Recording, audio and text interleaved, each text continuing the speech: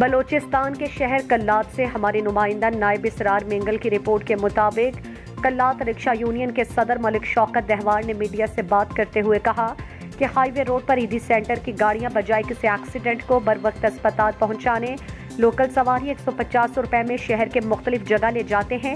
یہ نہ صرف لاپرواہی بلکہ رکشہ ڈرائیوروں کے ساتھ سراسر ظلم ہے۔ رکشہ یونین کے صدر نے کہا کہ یہ ہمارے ساتھ ناانصافی ہے، ڈپٹی کمشنر اور اسسٹنٹ کمشنر ایکشن لیں۔ انہوں نے مزید کہا کہ اس عمل سے ایک نہیں بلکہ کئی رکشہ ڈرائیوروں کے خاندان متاثر ہو رہے ہیں۔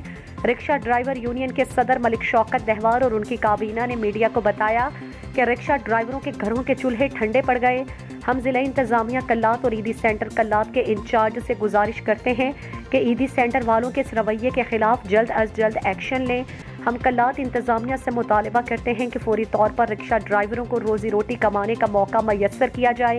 عیدی سینٹر والے عملے کو روڈ پر ہونے والے ایکسیڈنٹ کے لیے الرٹ کریں تاکہ کوئی واقعہ پیش آنے کی صورت میں عیدی عملہ کسی کو اسپتال منتقل کر سکے۔ یہ تو سوال، اس کا پکچر بھی میرے پاس پڑا ہوا ہے، ویڈیو بھی میرے پاس پڑا ہوا ہے۔ تو یہ صرف عیدی نام کا جو لکھا ہوا ہے لفظ، اس کو مٹاوے، دوسرا جو ہے نا ٹیکسیز پہ لکھے۔ پھر ہم لوگ اس کو نہیں بتائیں گے کہ بھائی اس کو جو ہے نا آپ نے عیدی سینٹر کیوں بنایا ہے۔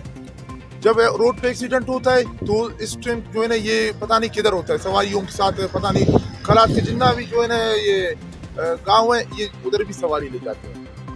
تو یہ اگر سواری بھی چل رہا ہے تو یہ ہمارا جو رکشہ مکشہ ہے وہ ڈرائیور سارے کھڑے ہیں، ٹھیک ہے، تو یہ رکشے کا سسٹم ختم کرے۔ ادھر کلات میں جتنا بھی عیدی کا گاڑی لانا ہے اس کو 20 40 50 وہ گاڑیاں لائے نا۔ مزید دلچسپ معلومات اور خبروں سے آگاہ ہونے کے لیے Gedrosia point Facebook page, Instagram, Twitter کو فالو اور یوٹیوب چینل کو سبسکرائب کریں۔